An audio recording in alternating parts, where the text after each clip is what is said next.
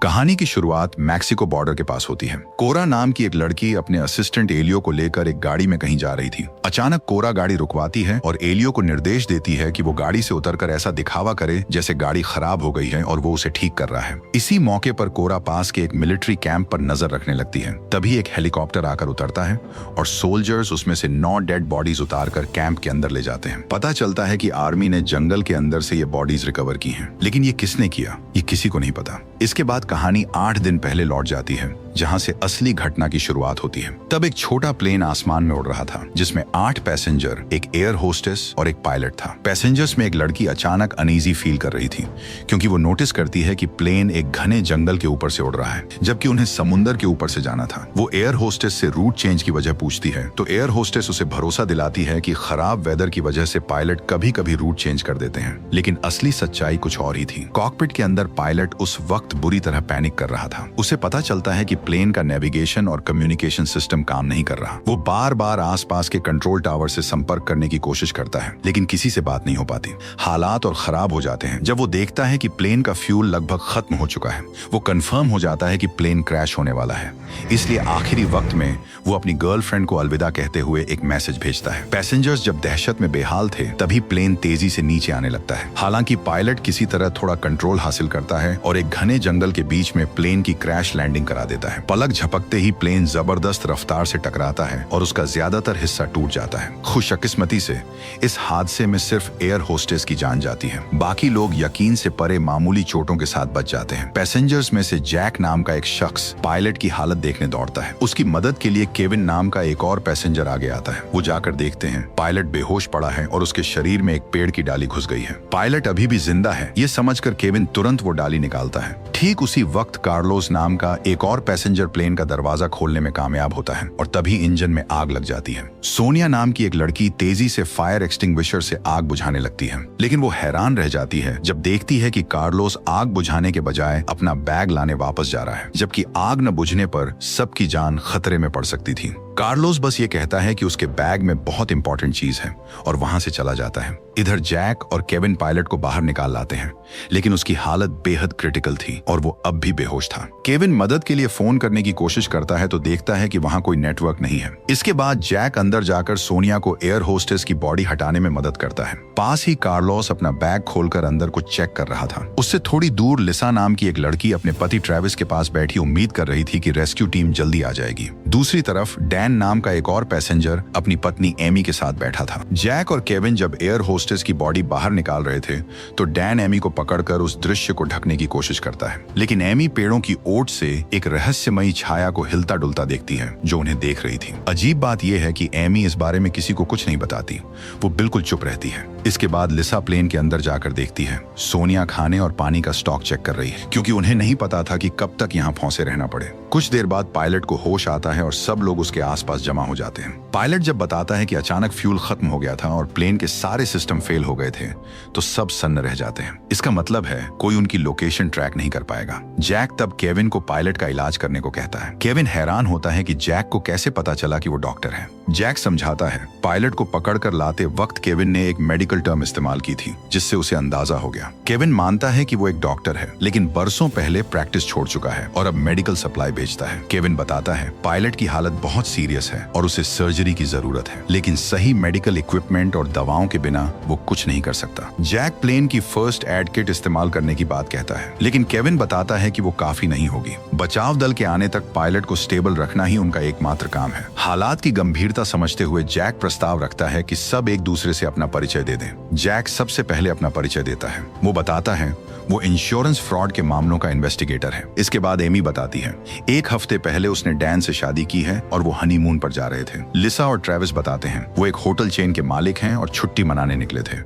सोनिया की बारी आती है तो वो सिर्फ इतना कहती है कि उसे घूमना पसंद है, लेकिन अपने प्रोफेशन के बारे में वो कुछ नहीं बताना चाहती। इसके बाद कार्लोस बताता है वो एक रेसलर है और एक इंटरनेशनल टूर्नामेंट में हिस्सा लेने जा रहा था। पायलट की तकलीफ देखकर सब रिक्वेस्ट करते हैं कि जो भी इक्विपमेंट है उसी से केविन कम से कम उसे बचाने की कोशिश करे। केविन राजी हो जाता है और सब मिलकर प्लेन में मिलने वाली सारी चीजें इकट्ठा करने लगते हैं। ट्रेविस अपना खुद का चाकू भी केविन को दे देता है। इधर एमी डैन के साथ प्लेन के अंदर बैठी थी, क्योंकि वो केविन की सर्जरी नहीं देख सकती थी। तभी वो दूसरी बार खिड़की के बाहर पेड़ों के बीच किसी को हिलता डुलता देखती है, लेकिन डैन कहता है ये बस उसके दिमाग का वहम है। केविन किसी तरह पायलट के घाव का इलाज करता है और जैक वो सोनिया को बताता है कि उसकी हालत अब स्टेबल है। वो कहता है रात तक पायलट को होश आ जाएगा और हालत में कुछ सुधार होगा। उस रात सब प्लेन के आसपास सो जाते हैं, लेकिन अंधेरी रात में एक रहस्यमयी शख्स चुपके से पायलट के पास आता है और उसे मार डालता है। अगली सुबह पायलट को मृत देखकर पैसेंजर्स पूरी तरह हक्का बक्का रह जाते हैं। सब सोचते हैं शायद सर्जरी की वजह से या जंगल के किसी इन्फेक्शन से उसकी मौत हुई है। खुद को दोषी मानने लगता है,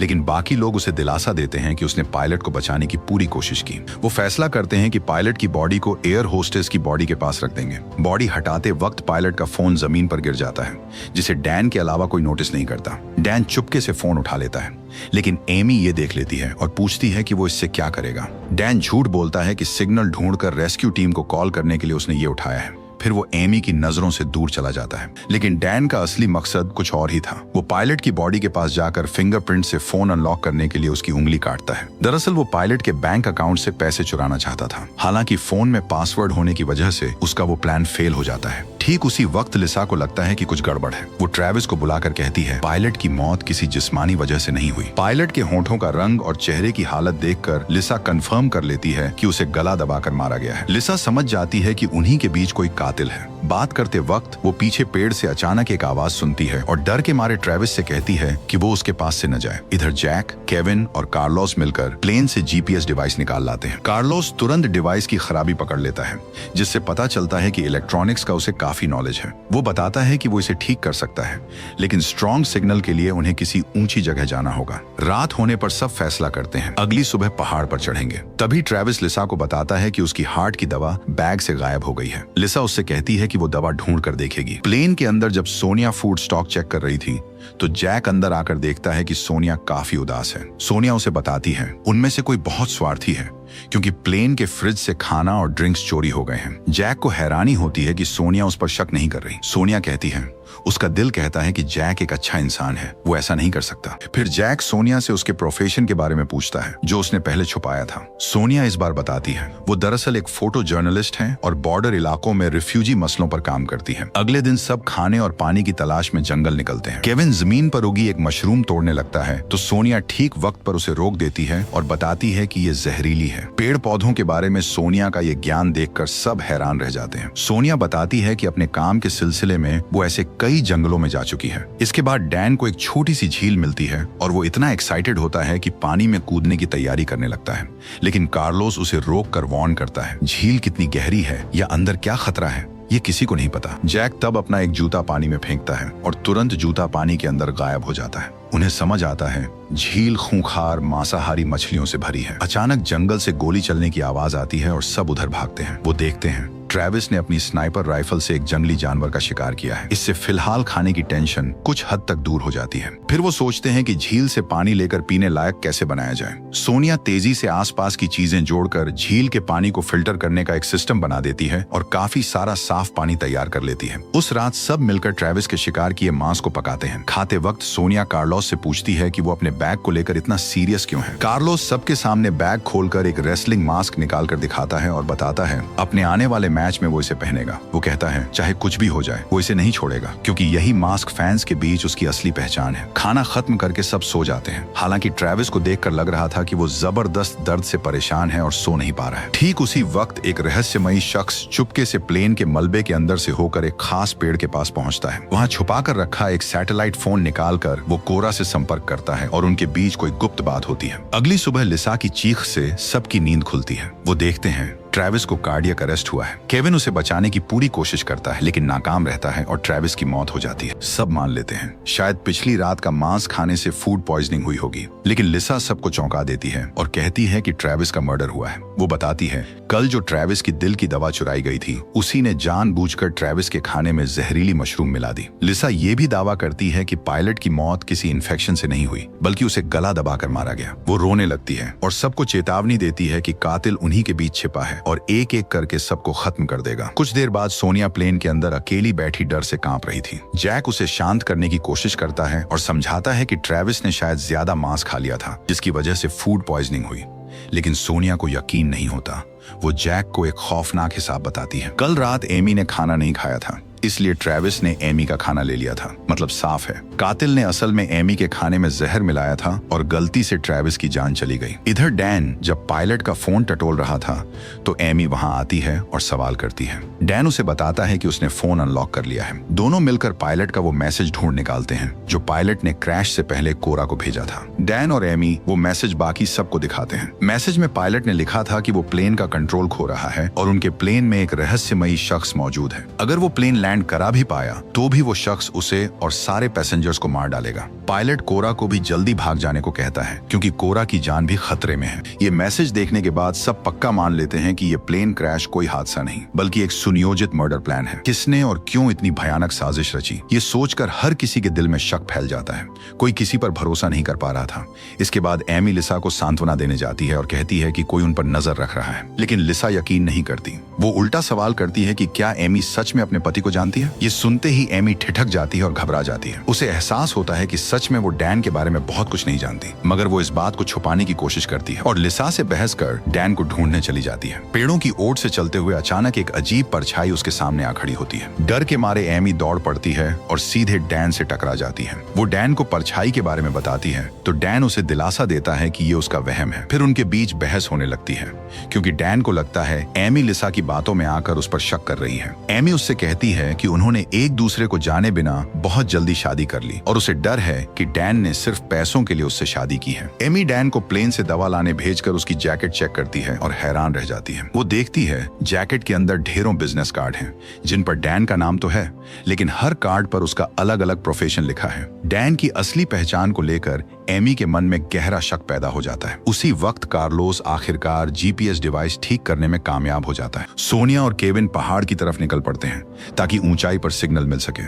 पहाड़ चढ़ते वक्त अचानक सोनिया का पैर फिसलता है और वो खड्ड के किनारे से लगभग गिरते गिरते बचती है। तभी केविन उसे पकड़ लेता है। कार्लोस भी फौरन केविन को खींचकर पकड़ता है। इस दौरान सोनिया के हाथ से डिवाइस छूटकर पास की एक चट्टान पर अटक जाती है। सोनिया किसी तरह हिम्मत करके उसे उठा लेती है। फिर कार्लोस दोनों को ऊपर खींचता है और वो पहाड़ की चोटी पर पहुंच जाते हैं। वहां डिवाइस ऑन करके सिग्नल पाते ही वो खुशी से झूम उठते हैं। इधर एमी जंगल में अकेली खड़ी डैन के बिजनेस कार्ड देख रही थी और सोच रही थी कि डैन उसे धोखा तो नहीं दे रहा। डैन के लौटने पर एमी सीधा सवाल करती है। डैन मान लेता है कि पहले वो पैसों के लिए अलग अलग जगह नकली कर्मचारी बनकर धोखाधड़ी करता था क्योंकि उसकी जिंदगी बहुत मुश्किल भरी थी। ये सुनकर एमी कहती है कि इससे तो साबित होता है डैन ने सिर्फ पैसों के लिए उससे शादी की। तब डैन कबूल करता है कि शुरू में उसका इरादा यही था, लेकिन एमी को करीब से जानने के बाद वो सच में उससे प्यार करने लगा और अब वो एमी के बिना नहीं रह सकता। दिन ढलते ढलते कार्लोस, केविन और सोनिया लौटते हैं और सबको गुड न्यूज देते हैं कि उन्होंने जीपीएस डिवाइस सेट कर दिया है। उस रात सब बेफिक्र होकर सो जाते हैं, मगर कार्लोस जाग रहा था। वो अपनी फिजिकल फिटनेस बनाए रखने के लिए कसरत कर रहा था। अचानक कार्लोस को महसूस होता है कि उसके पीछे कोई खड़ा है। पीछे मुड़ते ही वो चौंक जाता है क्योंकि उस शख्स के चेहरे पर कार्लोस का ही रेसलिंग मास्क लगा था। कार्लोस कुछ समझ पाता। इससे पहले मास्क पहने वो शख्स उस पर चाकू से हमला करके उसे मार डालता है। अगली सुबह सबको कार्लोस गायब मिलता है। वो सोचते हैं जंगल से निकलने का रास्ता ढूंढने कार्लोस अकेला निकल गया क्योंकि पिछली रात ही वो ऐसे प्लान की बात कर रहा था। लेकिन लिसा इस बात से बिल्कुल सहमत नहीं होती। उसे पक्का यकीन था कि कार्लोस कातिल का ताजा शिकार है और आसपास ही कहीं उसकी लाश पड़ी है। कुछ देर बाद सोनिया और केविन कौओं का झुंड देखकर कार्लोस की डेड बॉडी ढूंढ निकालते हैं और घबराकर क्रैश साइट लौट आते हैं। इधर एमी अकेली जंगल में बैठी थी कि अचानक उसे लगता है कोई उसे बुला रहा है। अपने बचाव के लिए एक लकड़ी का डंडा लेकर वो आवाज की तरफ बढ़ती है। वहम के चलते वो अपने सामने खड़े डैन पर जोर से वार कर बैठती है। केविन डैन के घाव का इलाज करता है और उसकी पीठ पर एक कैदियों वाला टैटू देखता है। केविन डैन को कातिल समझने लगता है जिस पर दोनों में हाथापाई होने लगती है। लिसा आकर उन्हें रोकती है और बताती है कि किसी ने उसकी राइफल के सारे कारतूस चुरा लिए हैं। डैन शांत होकर मानता है कि पहले वो ठगी के लिए जेल जा चुका है, लेकिन अब वो बदल गया है। लिसा सोनिया को बताती है कि उसने जैक को जंगल में कुछ शक वाली चीज छुपाते देखा था। उस रात जबरदस्त तूफान में सब प्लेन के अंदर पनाह लेते हैं। छत से बारिश का पानी टपकता देख वो छेद बंद करने लगते हैं। तभी प्लेन का एक हिस्सा टूटता है और भारी मात्रा में गैर कानूनी ड्रग्स नीचे गिर पड़ता है। ये देखकर सबको गहरा सदमा लगता है। वो समझ जाते हैं इसी ड्रग शिपमेंट की वजह जैसे कोई उन सबको मारना चाहता है। तभी एमी खिड़की के बाहर उस रहस्यमयी परछाई को फिर देखती है और उसके पीछे भागती है। लिसा उसे बचाने जाती है और कातिल के आमने सामने होती है, लेकिन कातिल उसका गला दबाकर मार डालता है। अगले दिन सोनिया सबके सामने जैक पर कातिल होने का इल्जाम लगाती है। वो बताती है जैक के सामान में चुराए हुए कारतूस, एक हैंडगन और एक सैटेलाइट फोन छुपा मिला है। जैक दावा करता है वो नारकोटिक्स डिपार्टमेंट का अंडरकवर इन्वेस्टिगेटर है और ड्रग स्मगलिंग की जांच के लिए ही इस फ्लाइट में चढ़ा था। कोई उसे फंसाने के लिए ये सब उसके बैग में रख गया और उसका पहचान पत्र चुरा लिया, लेकिन कोई उसकी बात नहीं मानता। डैन के एक जोरदार मुक्के से जैक बेहोश हो जाता है। होश में आने पर जैक देखता है कि उसे एक पेड़ से बांध दिया गया है। सोनिया उससे फोन का पासवर्ड मांगती है, लेकिन जैक बार बार कहता है कि फोन उसका नहीं है। लॉटरी निकालकर केविन को जैक से पूछताछ की जिम्मेदारी दी जाती है। केविन बेरहमी से जैक को टॉर्चर करता है, लेकिन जैक कुछ भी कबूल नहीं करता। रात में सोनिया को जैक की बेगुनाही का यकीन हो जाता है और वो चुपके से उसके बंधन काटकर उसे भागने में मदद करती है ताकि जैक बाहर से मदद ला सके। अगले दिन जैक के फरार होने पर डैन और एमी डरकर अलग हो जाते हैं। केविन भी सोनिया का साथ छोड़ देता है। कुछ देर बाद जंगल से एमी की चीख सुनाई देती है। जैक और सोनिया वहां पहुंचकर देखते हैं डैन और एमी दोनों की चाकू से हत्या कर दी गई है। केविन भी वहां आ पहुंचता है। तीनों एक दूसरे पर शक करने लगते हैं। तभी ऊपर से एक हेलीकॉप्टर गुजरता है, लेकिन घने बादलों की वजह से पायलट उन्हें देख नहीं पाता। जैक पहाड़ पर चढ़कर आग जलाने का सुझाव देता है, लेकिन केविन उन पर भरोसा न करते हुए अकेला प्लेन के पास इंतजार करने का फैसला करता है। जैक और सोनिया पहाड़ चढ़ते वक्त गोली की आवाज सुनते हैं। तेजी से नीचे आकर वो देखते हैं केविन की लाश झील के किनारे पड़ी है। मांसाहारी मछलियों ने उसका चेहरा पूरी तरह खा लिया है। उन्हें लगता है केविन मर गया। रात को वो प्लेन में दरवाजा बंद करके सो जाते हैं। उधर वो रहस्यमयी कातिल फिर सैटेलाइट फोन से कोरा को कॉल करके अपनी योजना की जानकारी देता है। अगले दिन जैक और सोनिया पहाड़ की चोटी पर पहुंचते हैं। घने कोहरे में सोनिया लकड़ी लेने जाती है। तभी वो मास्क वाला कातिल उस पर हमला करके उसे बेहोश कर देता है। जैक को भी कातिल गोली मारकर पहाड़ से नीचे गिरा देता है। फिर सोनिया के होश में आने पर कातिल मास्क उतारता है और सोनिया को भी गोली मार देता है। अगले दिन रेस्क्यू टीम क्रैश साइट पर पहुंचकर 9 डेड बॉडीज बरामद करती है, लेकिन प्लेन में तो 10 लोग सवार थे, मतलब एक अब भी लापता है। यही वो सीन है जो फिल्म के शुरू में दिखाया गया था, जहां सोल्जर्स मिलिट्री कैंप के मुर्दाघर में बॉडीज ला रहे थे। कमांडर फोरेंसिक डॉक्टर को बॉडीज की जांच का हुक्म देता है। तभी कोरा उस डॉक्टर को गोली मारकर कत्ल कर देती है और मुर्दाघर की तरफ बढ़ती है। मुर्दाघर के अंदर अचानक एक बॉडी बैग हिलता है। वो था केविन। जी हाँ, इस पूरे मास्टर प्लान का मास्टरमाइंड केविन ही था। कोरा और केविन असल में गर्लफ्रेंड बॉयफ्रेंड हैं। केविन बताता है कि उसने बड़ी चालाकी से ड्रग्स को सबकी बॉडीज के अंदर छुपा रखा था। दोनों मुर्दाघर में आग लगाकर ड्रग्स लेकर वहां से फरार हो जाते हैं, लेकिन जैक अब भी जिंदा था। रेस्क्यू हेलीकॉप्टर को अपने सनग्लास की रोशनी से सिग्नल देकर वो बच निकलता है। अस्पताल से जैक एविएशन अथॉरिटी को सारी कहानी समझाता है। पायलट और केविन मिलकर ड्रग स्मगलिंग करते थे। क्रैश के बाद केविन ने सबसे पहले पायलट को खत्म किया, फिर डर और शक के माहौल का फायदा उठाकर एक एक कर सारे पैसेंजर्स को मारता गया। जीपीएस खराब कर दिया ताकि रेस्क्यू ना आ सके। सैटेलाइट फोन से कोरा के संपर्क में रहता था। केविन ने अपनी मौत का नाटक किया। डैन की लाश पर अपने कपड़े डालकर, चेहरा मछलियों से खिलवाकर और ट्रेविस की दिल की दवा खाकर बेहोश होकर वो लाशों के बीच लेट गया। आर्मी अनजाने में उसे और उसके ड्रग्स को जंगल से बाहर ले आई। आखिरी सीन में दिखता है केविन अपने घर में कोरा के नाश्ते में वही जहरीली मशरूम मिला देता है। ये उसकी सजा थी, क्योंकि कोरा ने पायलट के साथ संबंध बनाकर केविन को धोखा दिया था। कोरा को मौत के मुंह में छोड़कर केविन ड्रग्स लेकर एयरपोर्ट के लिए निकल पड़ता है, लेकिन जब केविन का प्लेन उड़ान भर रहा होता है, जैक वहां पहुंच जाता है। जैक की चलाई एक गोली प्लेन की फ्यूल टंकी में जा लगती है। आसमान में उड़ने के बाद प्लेन कंट्रोल खो बैठता है और उसी जंगल में जाकर क्रैश हो जाता है, जहां पहला प्लेन क्रैश हुआ था। और इसी जबरदस्त ट्विस्ट के साथ हमारी आज की इस फिल्म की कहानी खत्म होती है। ऐसी ही और धांसू मूवी एक्सप्लेनेशन देखने के लिए चैनल को सब्सक्राइब करके रखें।